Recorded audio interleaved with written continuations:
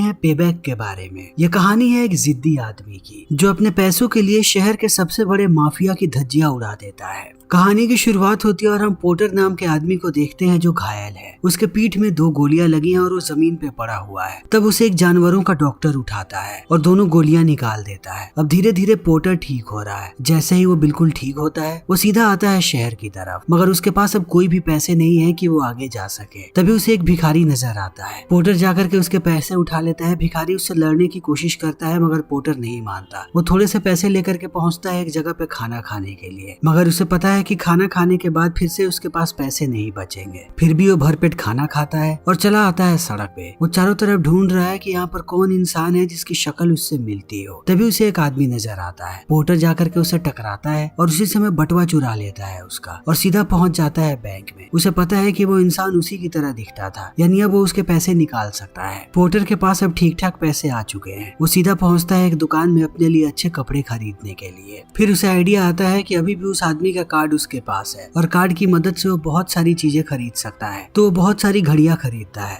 और उन्हें बेच देता है एक दुकान पर ले जा करके, और तब उन पैसों से खरीदता है एक बंदूक। अब वो सीधा पहुंचता है एक घर की तरफ और बाहर इंतजार करने लगता है। तभी थोड़ी देर के बाद यहाँ पर हम एक लड़की को देखते हैं जिसका नाम है लीन। लीन नशे में धुत होकर के आई हुई है। वो घुस जाती है सीधा घर के अंदर। तो पोर्टर दरवाजे पे पैर मारता है और वो भी चला आता है अंदर। पोर्टर को देखने के बाद वो आश्चर्यचकित हो जाती है। तब हमें पता लगता है कि लीन पोर्टर की ही पत्नी है और उसे लग रहा था कि पोर्टर मर चुका है। अब वो बहुत ही ज्यादा डरी हुई है क्योंकि पोर्टर के हाथ में बंदूक है और वो पूरे घर की तलाशी ले रहा है। लीन को लगता है कि अब उसे मार देगा पोर्टर, मगर वो ऐसा नहीं करता और उसे उठा करके लिटा देता है बिस्तर पे। पोर्टर को यह बात भली भांति पता है कि लीन की हालत बहुत खराब है। वो दिन भर नशे में धुत रहती है। वो दुनिया के सबसे गंदे नशे कर रही है। तब वो सारी नशे की चीजों को बाहर ले आता है और दरवाजा बंद कर देता है ताकि लीन नशा ना कर सके। मगर लीन हर चीज के लिए तैयार है। वो अपने जूते को खोलती है और अंदर से ड्रग्स निकाल करके ले लेती है। बाहर पोर्टर सोया हुआ है आराम से, क्योंकि उसे पता है कि ये उसका ही घर है। अगले दिन वो जैसे ही कमरे के अंदर आता है देखता है कि लीन की मौत हो चुकी है, वो भी ड्रग के ओवरडोज के कारण। तब वो उसके बगल में लेट जाता है। अब यहाँ से कहानी जाती है फ्लैशबैक में और हमें पता लगता है कि पोर्टर एक प्रोफेशनल चोर है और यहाँ पर उसके साथ उसका साथी भी है जिसका नाम है वॉल। ये दोनों एक साथ मिलकर के काम करते हैं और अभी इन्हें कुछ बड़ा हाथ मारना है। इनका अगला टारगेट कोई और नहीं बल्कि चाइनीज माफिया है। इन लोगों ने अपनी पूरी रिसर्च करके रखी है। इन्हें पता है कि हर रोज ये लोग $1 मिलियन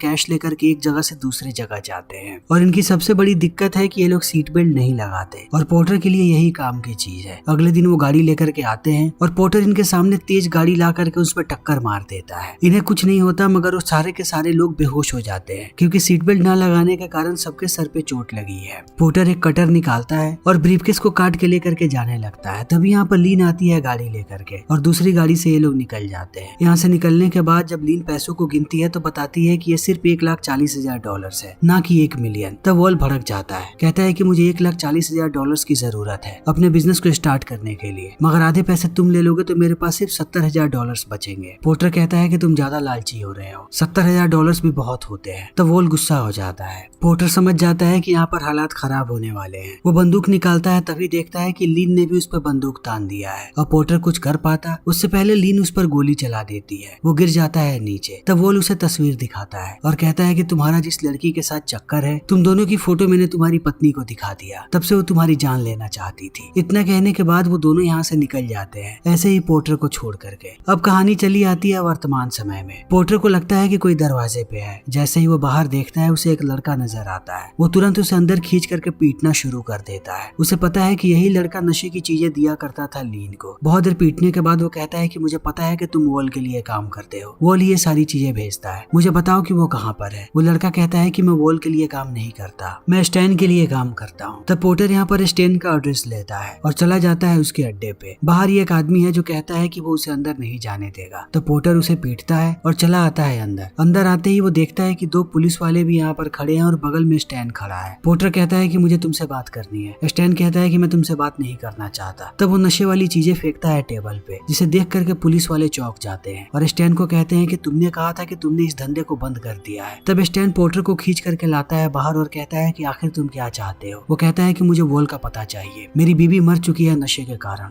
इन बातों को सुनने के बाद स्टैन कहता है कि वॉल ने ही मुझे इस बिजनेस में डाला है, मगर अब वो बहुत ही बड़ा बन चुका है। वो शहर के सबसे बड़े माफिया गिरोह के लिए काम कर रहा है, उसे कोई भी नहीं छू सकता। पोर्टर कहता है कि उसे बस जाकर के इतना बताना कि मैं आ चुका हूँ। और उसका खेल जल्दी ही खत्म होने वाला है। इतना कह के पोर्टर निकल जाता है। तभी हम एक शानदार होटल को देखते हैं जिसके अंदर वॉल रहता है। वॉल के पास एक कॉल आता है और उसे पता लग जाता है कि लीन मर चुकी है और वो यही चाहता था, इसलिए वो बार बार उसके पास नशे की चीजें भिजवाता था। मगर उसके साथ साथ उसे ये बात भी पता लगती है कि एक आदमी आया था स्टैन के अड्डे पे जिसने उसे धमकी भी दी। तब वो निकल पड़ता है स्टैन से मिलने के लिए। दूसरी तरफ पोर्टर जाता है एक बार में और एक लड़की से पूछता है उस फोटो वाली लड़की के पास, यानी रोजी के बारे में, जिसके साथ पहले उसका संबंध था। वो लड़की कहती है कि मुझे नहीं पता कि रोजी अभी कहाँ पे है, मगर एक लड़का जानता है, मैं तुम्हें उसका पता दे सकती हूँ। तभी वॉल पहुंच जाता है स्टैन के पास। स्टैन उसे बताता है कि मेरे पास एक आदमी आया था, उसने बोला कि उसका नाम पोर्टर है और वो तुम्हारे पीछे आने वाला है। इस बात को सुनने के बाद वॉल की हालत खराब हो जाती है। वो आदमी बताता है कि उसे ये बात भी पता है कि तुम नशे का व्यापार करते हो। तब वॉल और भी ज्यादा भड़क जाता है। अब वो भी तैयारी कर रहा है कि जितनी जल्दी हो सके उसे पोर्टर का खात्मा करवाना पड़ेगा, वरना पोर्टर उसे नहीं छोड़ेगा। दूसरी तरफ पोर्टर पहुंचता है एक बारटेंडर के पास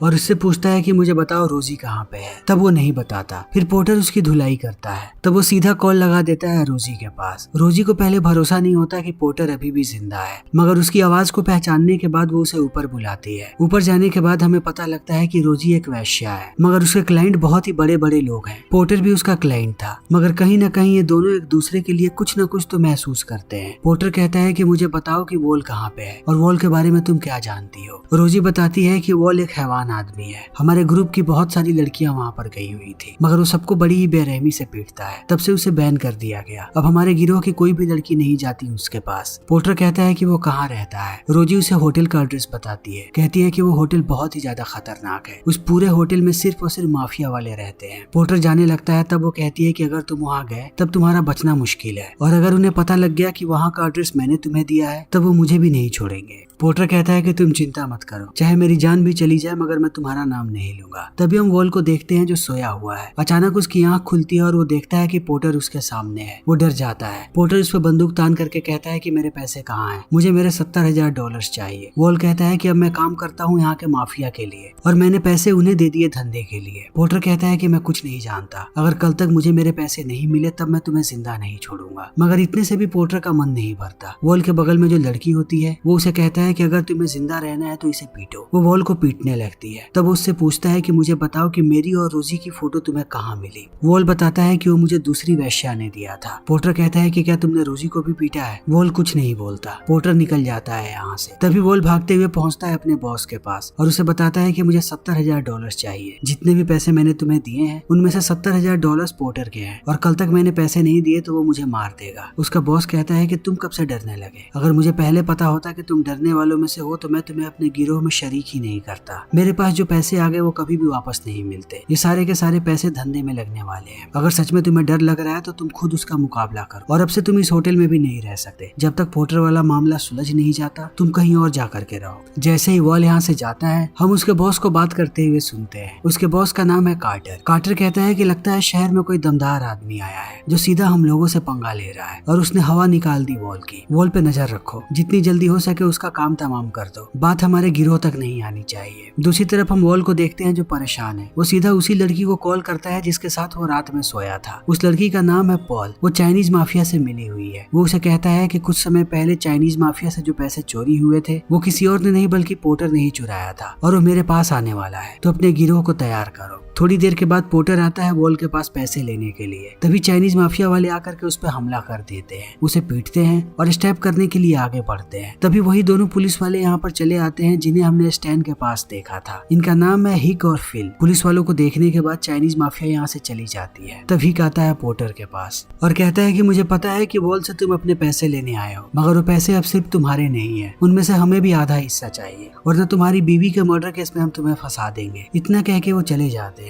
और पोर्टर बहुत गुस्से में है, मगर उसने हिक का बैग चुरा लिया है। यहाँ से निकल करके वो सीधा पहुँचता है रोजी के पास। जब ये दोनों बातें कर रहे होते हैं तब हमें पता लगता है कि पोर्टर ने जब लीन से शादी की थी उससे भी पहले से वो रोजी के साथ था। ये दोनों एक दूसरे से प्यार करते थे, मगर रोजी एक वैश्या थी, ये बात उसे पसंद नहीं थी। वो नहीं चाहता था कि रोजी को कोई और छुए, इसीलिए वो उसे छोड़ करके चला गया। तभी हम वॉल को देखते हैं जो इस बिल्डिंग में आ चुका है। वो लिफ्ट के बटन पे खून का निशान देखता है। तब उसे पता लग जाता है कि कौन से फ्लोर पे गया हुआ है यहाँ पर पोर्टर। उसे पता है कि रोजी भी यहीं पर रहती है। जैसे ही पोर्टर यहाँ से निकलता है, वॉल चला आता है अंदर और पीटना शुरू कर देता है रोजी को। वो बार बार एक ही सवाल पूछता है कि मुझे बताओ पोर्टर कहाँ पे है। तभी रोजी का कुत्ता हमला कर देता है वॉल पे। वॉल पहले कुत्ते को गोली मारता है, फिर वो आगे बढ़ता है रोजी की तरफ। तभी पोर्टर वापस आकर के सीधा गोली मार देता है वॉल के कंधे में। उसके बाद वो उसके पैर में गोली मारता है और जाकर के पूछता है कि मुझे पता है कि तुम्हारे पास पैसे नहीं है, मुझे ये बात बताओ कि मेरे पैसे किसके पास है। वो कहता है मेरे बॉस के पास, जिसका नाम है कार्टर, और उसका भी एक बॉस है जिसका नाम है फेयरफैक्स। पोर्टर कहता है कि अब मैं उनसे पैसे निकालूंगा। वॉल कहता है कि क्या तुम पागल हो गए हो? $70,000 के लिए तुम शहर के सबसे बड़े माफिया से पंगा लोगे? पोर्टर कहता है कि हाँ, मुझे मेरे पैसे चाहिए। इतना कहने के बाद वो सीधा भेजे में गोली मारता है वॉल के। तब वॉल की मौत हो जाती है। इस चीज को देखने के बाद अब रोजी को कुछ भी समझ में नहीं आता कि उसके घर में मर्डर हुआ है, वो क्या करे, जबकि ये पूरा का पूरा घर माफिया वालों के नाम पे है। पोर्टर उसे लेकर के चला आता है अपने घर पे और कहता है कि अब से तुम यहीं पर रहोगी। उसने उसके कुत्ते का भी इलाज करवा दिया है। तभी उसका फोन बजता है। पोर्टर कहता है कि ये नंबर किसी के पास भी नहीं है, आखिर फोन किसने किया है। उसे शक होता है। जब वो फोन की वायर को चेक करता है तब उसे पता लगता है कि इस फोन से एक बॉम्ब को अटैच किया गया है। जैसे ही वो फोन को उठाएगा, पूरा का पूरा घर ब्लास्ट हो जाएगा। वो तुरंत खिड़की से बाहर देखता है, तब उसे एक गाड़ी भी नजर आती है। गाड़ी के अंदर एक फोन है जिससे वो लोग बार बार कॉल कर रहे हैं। इस पूरे माफिया के ग्रुप में जितने भी लोग हैं, सबके गाड़ी में फोन है। इस बार फोन करने के बाद जैसे ही वो लोग पीछे देखते हैं, उन्हें पोर्टर नजर आता है। उसने पहले ही फ्यूल पाइप को काट दिया है। वो जैसे ही अपने सिगरेट को नीचे फेंकता है,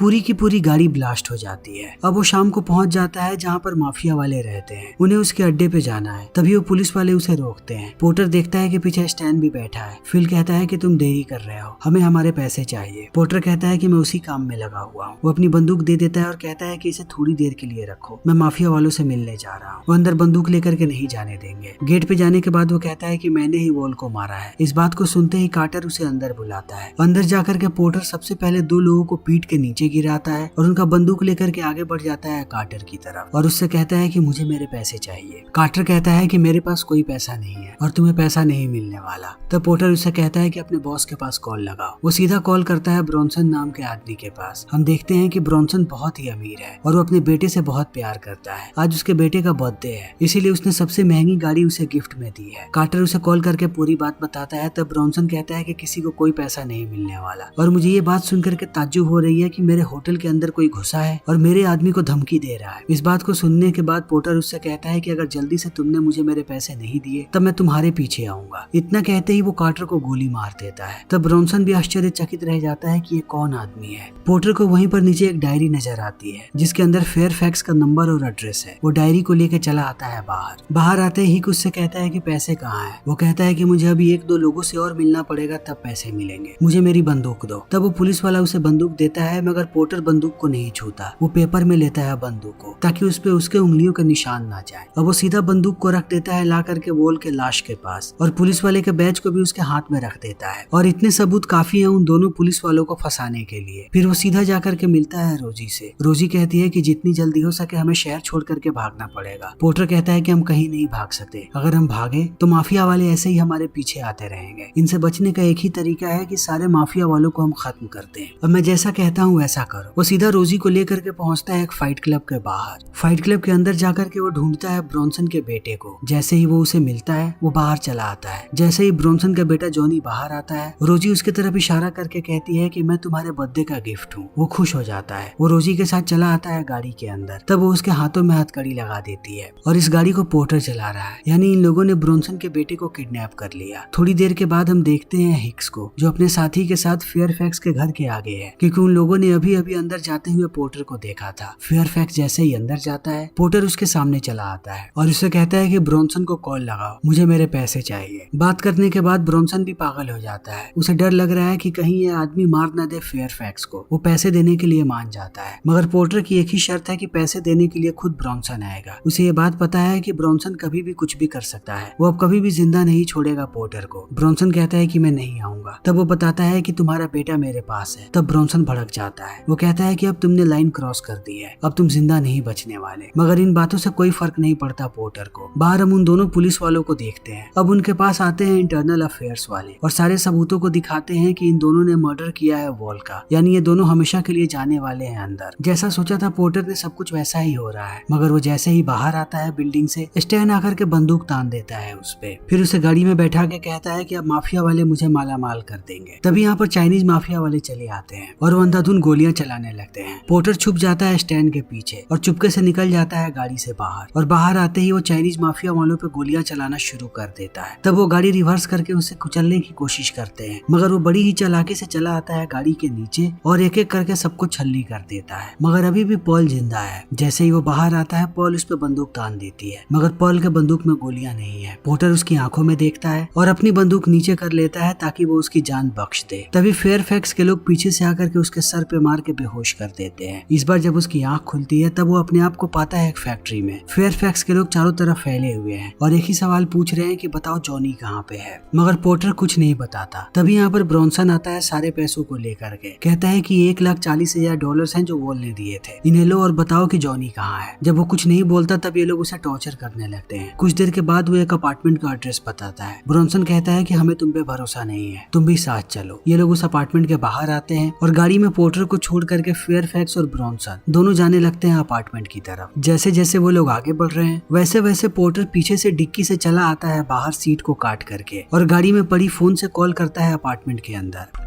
और अब अपार्टमेंट के अंदर सारे लोग आ चुके हैं। जैसे ही उन्हें फोन बजता हुआ नजर आता है वो फोन उठाते हैं क्योंकि पूरा का पूरा अपार्टमेंट खाली है। फोन के उठते ही पोर्टर इधर से कहता है कि तुम लोग अपने ही जाल में फंस गए। इतना कहते ही बॉम्ब ब्लास्ट होता है और ये सारे लोग मारे जाते हैं। ये वही बॉम्ब है जो माफिया वालों ने लगाया था पोर्टर के घर पे। उसने एक ही झटके में सारे के सारे माफिया वालों को खत्म कर दिया। गाड़ी में अभी भी चाबी लगी हुई है। अब वो गाड़ी लेकर के सीधा पहुंचता है आके रोजी के पास। रोजी के घर पर ही इन लोगों ने जॉनी को बांध करके रखा है। रोजी जॉनी को छोड़ती है और गाड़ी की आवाज सुनने के बाद आती है बाहर। उसे देखने के बाद पोर्टर दिखाता है सारे पैसों को कि अब हमारे पास $1,40,000 है, अब हम देश छोड़ करके निकल सकते हैं। इन बातों को सुनने के बाद रोजी बहुत खुश होती है कि फाइनली अब ये दोनों एक साथ होने वाले हैं और ये फिल्म यहीं पर खत्म हो जाती है। तो दोस्तों हमारी आज की ये वीडियो यहीं पर खत्म होती है। अगर आपको हमारी ये वीडियो पसंद आई हो तो इसे लाइक करें, शेयर करें और चैनल को सब्सक्राइब करें। Thank you.